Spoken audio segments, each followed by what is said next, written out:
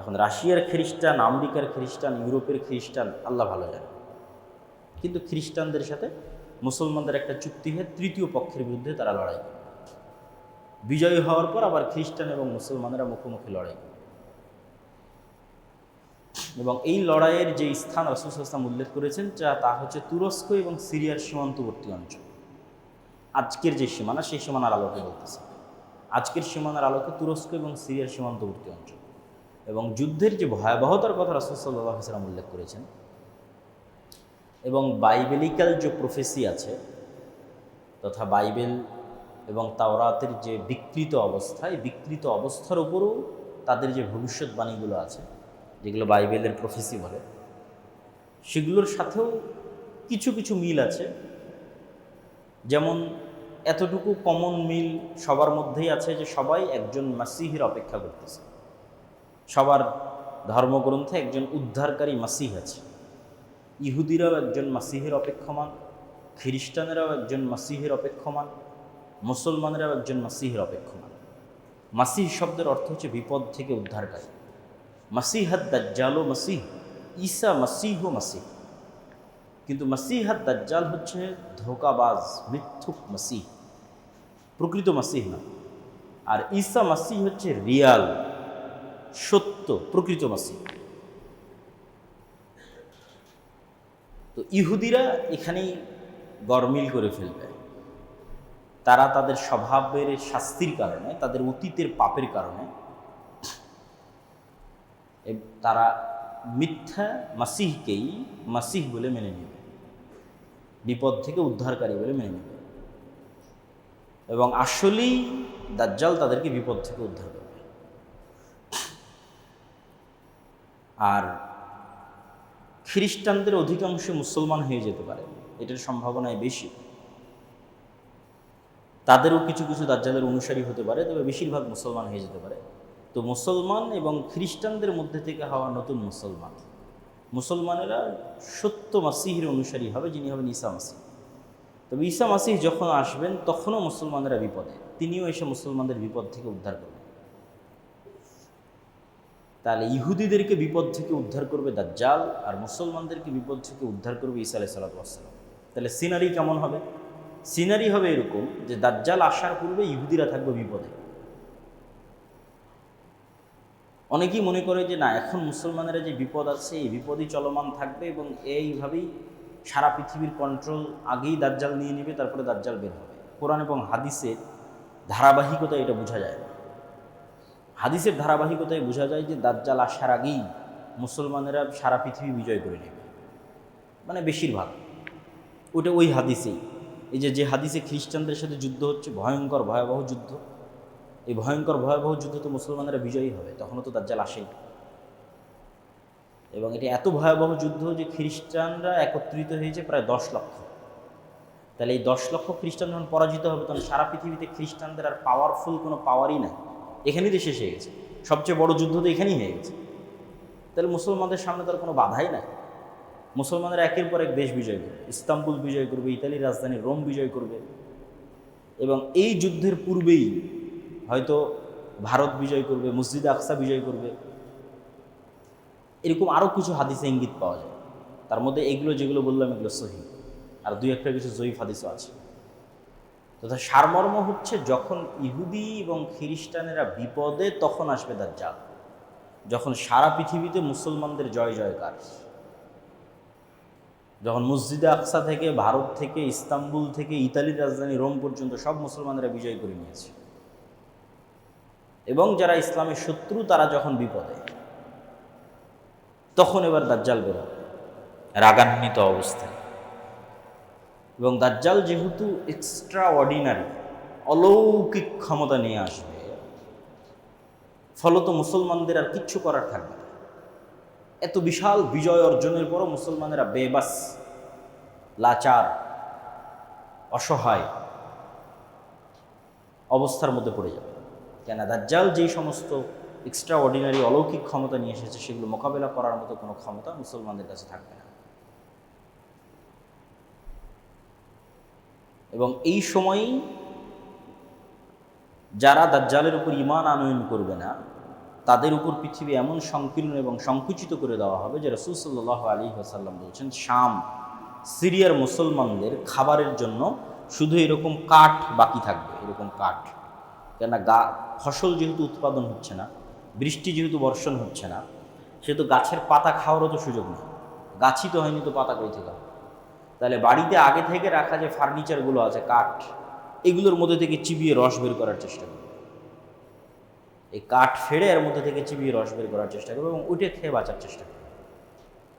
আর যারা দাজ্জালের উপর ঈমান আনয়ন করবে, মৌমাছি যেভাবে মৌমাছির চাকের সাথে লেগে থাকে, পৃথিবীর সকল ধন সম্পদ তাদের পিছে সেভাবে ছুটবে। তাহলে যাদের ন্যূনতম 1 টাকাও অবৈধ টাকার প্রতি লোভ আছে, ও দাজ্জালের ফিতনা থেকে বাঁচতে পারবে না।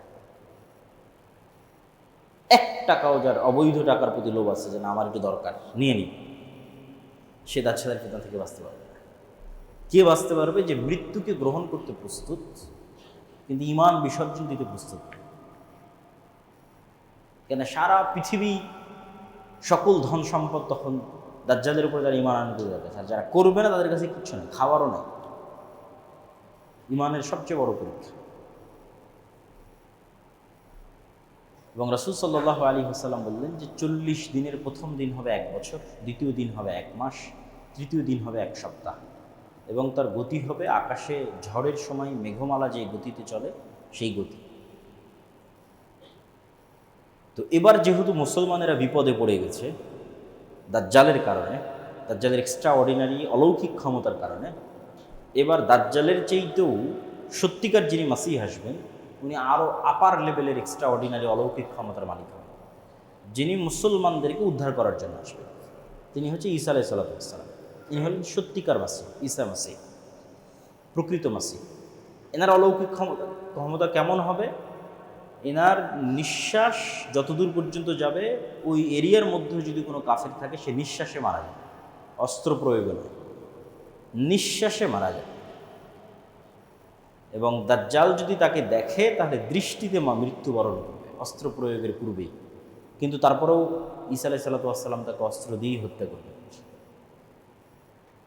তাহলে এই হলো সারমর্ম সিনারি, যে মুসলমানেরা বিজয় করবে, ইহুদি খ্রিস্টানরা বিপদে থাকবে, দাজ্জাল আসবে তাদেরকে উদ্ধার করবে, উদ্ধার করে এবার দাজ্জালের হাতে সারা পৃথিবীর কন্ট্রোল। এবার মুসলমানেরা বিপদে, এবার ঈসা আলাইহিস সালাম আসবে, তিনি মুসলমানদের উদ্ধার করবেন, দাজ্জালকে হত্যা করবেন। এবং দাজ্জালের সাথে থাকা ইহুদিরা যখন বিভিন্ন গাছ এবং পাথরের আড়ালে আশ্রয় নেবে, তখন গাছ এবং পাথরও কথা বলবে যে এখানে ইহুদি লুকিয়ে আছে, আশ্রয়কে হত্যা করো। এভাবেই রাসূল সাল্লাল্লাহু আলাইহি ওয়াসাল্লাম হাদিসে বলেছে। এবং এটা দাজ্জালের পরাজয়ের পরে তাদেরকে হত্যা করা হয়। এবং এই ফিতনার পরে, এটা পৃথিবীর সবচেয়ে বড় ফিতনা, দাজ্জালের ফিতনা, কিন্তু এই ফিতনার পরে আল্লাহ সুবহানাহু ওয়া তাআলা ঈসা আলাইহিস সালামকে বলবেন যে এখন যে ফিতনা আসবে ওটার সাথে তুমিও মোকাবেলা করতে পারবে না। দাজ্জালের ফিতনার সাথে তো মুমিন মুসলমানেরা মোকাবেলা করতে পারেন, ঈসা আলাইহিস সালাম এসে মোকাবেলা করলেন। তো ঈসা আলাইহিস সালামকে আল্লাহ বলবেন এখন যে ফিতনা আসবে এটার সাথে তুমিও মোকাবেলা করতে পারবে না, সেটা হচ্ছে ইয়াজুজ মাজুজ। অতএব তুমি মুমিন মুসলমানদের নিয়ে তুর পাহাড়ে আশ্রয় নাও। এবং ইয়াজুজ মাজুজের বের হওয়ার কথা এরপরেই বিভিন্ন হাদিসে, সহিহ বুখারী এবং মুসলিমের হাদিসে বর্ণনা করা আছে। ইয়াজুজ মাজুজের সংখ্যাধিক্য সম্পর্কে রাসূল সাল্লাল্লাহু আলাইহি সাল্লাম বলেন, এটা সহিহ হাদিস, যে একদা রাসূল সাল্লাল্লাহু বললেন যে আদম সন্তানের প্রত্যেক 1000 জনে 999 জন জাহান্নামে যাবে আর 1 জন জান্নাতে যাবে। তখন সাহাবীরা সবাই হতাশ, যে 1000-এ যদি 999 জাহান্নামে যায়, 1 জন জান্নাতে যায়, তাহলে আমাদের খুব চান্স কম যে আমিও সেই জান্নাতি ব্যক্তি, খুবই কম। তো যখন হতাশ সাহাবীরা, তখন রাসূল সাল্লাল্লাহু আলাইহি ওয়াসাল্লাম বলেন হতাশার কিছু নাই, এই 999 জনের বেশিরভাগই ইয়াজুজ মাজুজ। তাহলে 999-এর যদি 900টাও ইয়াজুজ মাজুজ ধরি, ক্লিয়ার করেনি রাসূল সাল্লাল্লাহু আলাইহি ওয়াসাল্লাম তাদের সংখ্যাটা, বলেছেন বেশিরভাগ। ধরেন আমি ধরলাম 999-এর 900টা ইয়াজুজ মাজুজ ধরলাম, কথার কথা। তাহলে আদম থেকে নিয়ে কিয়ামত পর্যন্ত যা মানুষ সৃষ্টি হয়েছে তার 900 গুণ হতে হবে ইয়াজুজ মাজুজকে, তার 900 গুণ হতে হবে। তাহলে 100, তার বিপরীতে 900। তাহলে এখনকার 600 কোটির 900 গুণ নয়, আদম থেকে নিয়ে কিয়ামত পর্যন্ত যা মানুষ হবে তার 900 গুণ। তাহলে ইয়াজুজ মাজুজের সংখ্যা কত হতে পারে? বেহিসাব, অগণিত, অসংখ্য সংখ্যা। যা গণনার মধ্যেও আনা সম্ভব নয়। তবে দাজ্জালও আদম আলাইহিস সালামের সন্তান, ইয়াজুজ মাজুজও আদম আলাইহিস সালামের সন্তান। দাজ্জালও বানু আদম, ইয়াজুজ মাজুজও বানু আদম। কেউ যদি বলো জি চ্যাট জিপিটি, জেমিনি, এআই দাজ্জাল মানে আমেরিকা, এগুলো ভুয়া কথা। দাজ্জাল বানু আদম, মানুষ, আদমের সন্তান। আবার ইয়াজুজ মাজুজ বানু যদি কেউ ভিন্ন ভিন্ন অর্থ এবং বিকৃতি করে, এটা বিশুদ্ধ আকীদা না, আদমের সন্তান। এবং কিয়ামতের পূর্ব মুহূর্তে ব্যতিক্রম ঘটনা ঘটবে বলেই তো আসলে এগুলোর উল্লেখ। অনেকের মনে প্রশ্ন তৈরি হয় যে তাহলে এখন তারা কোথায়, ইয়াজুজ মাজুজ কোথায়, দাজ্জাল কোথায়, আমরা দেখি না কেন? যদি এক হাদিসে তামিম আদ-দারি রাদিয়াল্লাহু তাআলা আনহু, তার সাথে দাজ্জালের সাক্ষাতের একটা লম্বা হাদিস পাওয়া যায়, যেই লম্বা হাদিসে দাজ্জালের সাথে কথোপকথন উল্লেখ করা আছে। এবং দাজ্জাল ওখানে যে 3টে প্রশ্ন করেছে, sea of Galilee, lake of Tiberia, বহায়রা তাবারিয়া এবং নাখাল বাইসান, যেটা ইসরায়েলের একটা শহর, বাইত শিয়ান, এই শহরের খেজুরের বাগান, এবং আইনে জোগার বা স্প্রিং অফ জোয়ার, এই 3টের মধ্যে 2টোর বর্ণনা বাইবেলে আছে। একটা সি অফ গ্যালিলি আর একটা হচ্ছে স্প্রিং অফ জোয়ার। বাইবেলে কি হিসেবে আছে? তাদের পবিত্র হিসেবে আছে যে ঈসা আলাইহিস সালাম যত মোজেজা দেখাতেন সেগুলো সি অফ গ্যালিলির আশেপাশে দেখাতেন।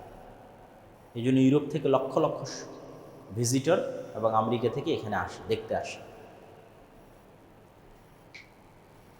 তো দাজ্জালের সাথে কথোপকথন এবং সাক্ষাতের বর্ণনা একটা হাদিসে, সহিহ হাদিস, সহিহ বুখারীর হাদিসে পাওয়া যায়। তখন প্রশ্ন হচ্ছে আছে কোথায়? যদি সাক্ষাৎ সম্ভব হয়, পূর্ব থেকে সৃষ্টি থাকে, পূর্ব থেকে যে সৃষ্টি আছে ইয়াজুজ মাজুজ, তার প্রমাণ তো কোরআনেই আছে। জুলকারনাইনের 3টা ঐতিহাসিক সফর, যেগুলো সূরা কাহফে বর্ণনা করা আছে। এই জন্য কিয়ামতের দাজ্জালের ফিতনা থেকে বাঁচার ক্ষেত্রে সূরা কাহফের কথা এসেছে। কেননা সূরা কাহফে কোরআনের সবচেয়ে ব্যতিক্রম ঘটনাগুলো সূরা কাহফে আছে। একটা হচ্ছে জুলকারনাইনের সফর, ব্যতিক্রম সফর, যেখানে একটা সফরে গিয়ে তিনি ইয়াজুজ মাজুজকে পেলেন এবং তাদেরকে আটকে দিলেন, আড় তৈরি করে দিলেন, পৃথিবীর মানুষকে ডিস্টার্ব দিতে পারবে না। আর একটা আসহাবে কাহফের ঘটনা, সময়ের আপেক্ষিকতা, 309 বছর পৃথিবী থেকে বিচ্ছিন্নতা, ঈমান রক্ষার জন্য গুহায় আশ্রয়। আর আরেকটা হচ্ছে খিজির এবং মুসা আলাইহিস সালামের ঘটনা। এটা তো আরও আশ্চর্য, কেন পৃথিবীর ফিজিক্স সেখানে কাজ করেনি। যেখানে খিজির আলাইহিস সালাম একটা শিশুকে হত্যা করে বলতেছেন যে এই শিশু বড় হলে তার বাপ মাকে হত্যা করবে, তো ভবিষ্যৎ দেখে এসে অতীতে বাস্তবায়ন। এটা পৃথিবীর টাইম ফ্রেমে ইম্পসিবল, যে আমি পৃথিবীর টাইম ফ্রেমে সময়ের সফর করব এবং সময়ের সফর করে ভবিষ্যৎ দেখে আসব, ভবিষ্যৎ দেখে এসে ওটাকে অতীতে সংশোধন করব। এগুলো শুধু সায়েন্স ফিকশনে সম্ভব, এখন পর্যন্ত বাস্তবে সম্ভব না। কিন্তু সেটা কোরআনের মধ্যে খিজির আলাইহিস সালাম করতেছে, বলছেন এই ছেলে বড় হলে তার বাপ মাকে হত্যা করবে, তাই অতীতে তিনি তাকে হত্যা করতেছেন আগেই। তো খিজির আলাইহিস সালামের সাথে সাক্ষাতের ঘটনা এবং তাকে খুঁজে বের করার ঘটনা এবং তার আড়াল হয়ে যাওয়ার ঘটনা পুরোটাই রহস্য। এই জন্য খিজির আলাইহিস সালাম সম্পর্কে পরবর্তী তার হাদিসেও কোনো স্পষ্ট বিবরণ খুঁজে পাওয়া যায় না, যে তিনি কে, কই থেকে আসলেন, নবী কিনা, কই থাকেন, খুঁজে পাওয়া যায় না। কিন্তু অবশ্যই কিছু কোয়েশ্চেন মার্ক আছে। সেই কোয়েশ্চেন মার্কগুলো কি? স্বাভাবিক পৃথিবীর কেউ হলে আল্লাহ সুবহানাহু ওয়া তাআলা বলতেন অমুক গ্রামে যাও, অমুক শহরে যাও, আমার একটা বান্দা আছে, খুঁজে পাবা, মানুষজন তাকে চিনে। আল্লাহ বলছেন না, তুমি মাছ ভেজে নাও, এই মাছ যেখানে জীবিত হয়ে সমুদ্রের মধ্যে, সমুদ্রের ধার দিয়ে চলতে থাকো, সমুদ্রের মধ্যে যেখানে এই মাছ জীবিত হয়ে চলে যাবে ওখানে তুমি পাবা। তারপরে মুসা আলাইহিস সালাম ভুলে গেলেন, ইউশা বিন নুন ভুলে গেলেন। পরে মনে পড়লো আরে মাছ তো নাই, মাছ তো বের হয়ে গেছে, কোথায় বের হয়ে গেছে, আবার সেখানে ফিরে চলো। সেখানে দেখছে একজন কম্বল চাদর মুড়ি দিয়ে শুয়ে আছে এবং তিনি আশ্চর্য হচ্ছেন যে এখানে কে সালাম দিচ্ছে। আশ্চর্য হচ্ছে যে জান্নাতের সালাম এখানে কে দেয়। তো কে তুমি? মুসা। নবী মুসা? তো বলে যে নবী মুসা। তারপরে তো লম্বা ঘটনা। তো এই জিনিসগুলো থেকে একটা কোশ্চেন মার্ক আসে, সেটাই যে নিশ্চিত তা বলা সম্ভব নয়, কিন্তু এতটুকু বলা যায় যে আল্লাহ সুবহানাহু ওয়া তাআলা সকল কিছুর উপর ক্ষমতাবান। মানুষের জ্ঞানের এবং দৃষ্টির সীমাবদ্ধতা অনেক বেশি, যেটা আমরা ভিন্ন প্রাণীর সাথে যদি আমাদেরকে তুলনা করি তাহলে আমরা বুঝতে পারি যে এই ঘরের মধ্যে যদি একটা পাখি ছেড়ে দিই তাহলে জানালা সে খুঁজে পাবে না, কাঁচের সাথে বাড়ি খেতে থাকবে। তাহলে পাখির দৃষ্টির সীমা আর আমার দৃষ্টির সীমার মধ্যে আসমান জমিন পার্থক্য, অথচ একই পৃথিবীতে বসবাস করতেছি। আবার আমি আপনাকে যেভাবে দেখতেছি, কুকুর কিন্তু আমাকে সেভাবে দেখে না। আবার সাপ কিন্তু আমাদেরকে সেভাবে দেখে না, তার চিনার, তার শ্রবণ, তার দৃষ্টি ভিন্ন। পিঁপড়ার যে গন্ধ সংগ্রহের যে ক্ষমতা সেটা ভিন্ন। তো প্রত্যেকটা সৃষ্টিজীবের সাথে আর এক সৃষ্টিজীবের আসমান জমিন পার্থক্য। ফলত এক একজন এক এক ডাইমেনশনে থাকে, তারা আর একজন সম্পর্কে পরিপূর্ণ নলেজ অর্জন করতে পারে, এটা সম্ভব নয় যদিও একই পৃথিবীতে বসবাস করে। ঠিক ওই ধরনের কারণে এই পৃথিবী, এখানে ফেরেশতারাও আছে কিন্তু আমরা দেখতে পাচ্ছি না। এটাই তো ঈমান। এখানে জিনেরাও থাকতে পারে কিন্তু আমরা তাদের দেখতে পাচ্ছি না। কোরআন এবং হাদিসে তো এভাবেই বলা আছে। মানুষ এলিয়ন খুঁজতেছে, তো মানুষ বাদে আর এক সৃষ্টিজীবের কথা পৃথিবীতে আছে, বলাই তো আছে। বুদ্ধিমান সৃষ্টিজীব, একটা ফেরেশতা, একটা জীব, কোরআন এবং হাদিসেই বলা আছে। তাহলে ওইভাবেও যে আল্লাহ সুবহানাহু ওয়া তাআলা দাজ্জাল এবং ইয়াজুজ মাজুজকে রাখতে পারবেন না, এটা অসম্ভব নয়। দ্বিতীয়ত, আল্লাহ সুবহানাহু ওয়া তাআলা যেমন 7 আসমান সৃষ্টি করেছেন, ঠিক তেমনি 7 জমিনও সৃষ্টি করেছেন। এবং 7 আসমান সৃষ্টিতে আল্লাহর যার সময় লেগেছে, 7 জমিন সৃষ্টিতে আল্লাহর তাই সময় লেগেছে। এবং কোরআনে আল্লাহ সুবহানাহু ওয়া তাআলা বলছেন যে প্রত্যেকটাতেই আল্লাহর আদেশ অবতীর্ণ হয়। ইয়াতানাজ্জালুল আমরু বাইনাহুন্না, প্রত্যেক আসমান এবং প্রত্যেক জমিনে আল্লাহর ওহী যায়, আল্লাহর আদেশ যায়। ফলত দাজ্জাল এবং ইয়াজুজ মাজুজকে যদি আল্লাহ সুবহানাহু ওয়া তাআলা অন্য জমিনে রেখে থাকেন, এটাও সম্পূর্ণরূপে নাকচ করা সম্ভব, কিন্তু নিশ্চিত এটাও বলা সম্ভব না। কিন্তু কিয়ামতের পূর্ব মুহূর্তের ঘটনাগুলো যে অনেক ব্যতিক্রম, এটা বোঝা যায়। যে একদিন 1 বছরের সমান, এটা আল্লাহ চাইলে এমনিই করতে পারে। এখনও যদি আল্লাহ সূর্যকে আদেশ দেয় স্থির হওয়ার জন্য, তো একদিন 1 বছরের সমান হয়ে যেতে পারে। কিন্তু সাধারণত আল্লাহ সুবহানাহু ওয়া তাআলা এভাবে করেন না, সাধারণত করেন না। বরং যেটাই ঘটে ঘটনার ধারাবাহিকতায় ঘটে। তো যদি ঘটনার ধারাবাহিকতাতে ঘটতে হয়, তাহলে পৃথিবীতে এমন ভয়ঙ্কর পরিবর্তন লাগবে, যেই পরিবর্তনের ধাক্কা স্বাভাবিক হতে অটোমেটিকই সূর্য এবং পৃথিবীতে একদিন হবে 1 বছর, এবং একদিন হবে, পরের দিন হবে 1 মাস, তারপরের দিন হবে 1 সপ্তাহ। ওই যে ভয়ঙ্কর ঘটনা ঘটেছে, ওইটার ধাক্কা স্বাভাবিক হতে এই ঘটনা ঘটতে হচ্ছে, যে একদিন 1 বছর, একদিন 1 মাস, একদিন 1 সপ্তাহ, তারপরের দিনগুলো আবার পৃথিবীর স্বাভাবিক দিন। সুতরাং কিয়ামতের পূর্ব মুহূর্তের ঘটনাগুলোকে শুধু স্বাভাবিক দৃষ্টিকোণ থেকে দেখলে হবে না, এটা সম্পূর্ণ ব্যতিক্রম এবং ভিন্ন। দাজ্জালের ফিতনা পৃথিবীর সবচেয়ে ভয়ঙ্কর এবং ভয়াবহ ফিতনা এবং সবচেয়ে ব্যতিক্রম ফিতনা, ভিন্ন ফিতনা। আর ইয়াজুজ মাজুজেরটা আরও ব্যতিক্রম, আরও ভয়াবহ। এই ফিতনাগুলো থেকে আমরা বাঁচব কীভাবে? এই ফিতনাগুলো থেকে বাঁচার থেকে আমাদের শিক্ষা যেটা, যে আমরা 2টা বাক্য দিয়ে শুরু করেছিলাম, তাওহীদ এবং পরকাল, ইসলামের সারমর্ম। এই দুইটাতে যার বিশ্বাস যত মজবুত, সে পৃথিবীর সকল ফিতনা থেকে তত বেশি সেফ থাকবে। তাওহীদে যার বিশ্বাস যত মজবুত, পুনরায় জীবিত হবে, এইটাতে যার বিশ্বাস যত মজবুত, যে পুনরায় জীবিত হলে আল্লাহ সুবহানাহু ওয়া তাআলা আমাকে জান্নাতে দিবেন। তো আসহাবুল উখদুদ ওয়াস-সামা'i যাতিল বুরুজ ওয়াল ইয়াউমিল মাউউদ ওয়া শাহিদিন ওয়া মাশহুদ কুতিলা আসহাবুল উখদুদ। আসহাবুল উখদুদকে বলা হচ্ছে সামনে আগুন, হয় ঈমান না হয় আগুনে ঢুকে পড়ে। তো আসহাবুল উখদুদ আগুনে ঢুকে পড়তেছে, এটা কেমনে সম্ভব? তাওহীদের প্রতি অগাধ আস্থা, এবং আমি যে আগুনে ঢুকতেছি, আগুন তো জান্নাত, কেন মৃত্যুবরণ করলেই তো আমি জান্নাতে চলে যাব। তাহলে মৃত্যুর ভয় না মৃত্যু জান্নাতে যাওয়ার উসিলা, কোনটা তার ব্রেনে কাজ করতেছে? মৃত্যু তো জান্নাতে যাওয়ার উসিলা। মৃত্যুর ভয় নয়, মানে এখন যে মারা যাচ্ছে এটা মানে মারা তো যাওয়াই লাগবে।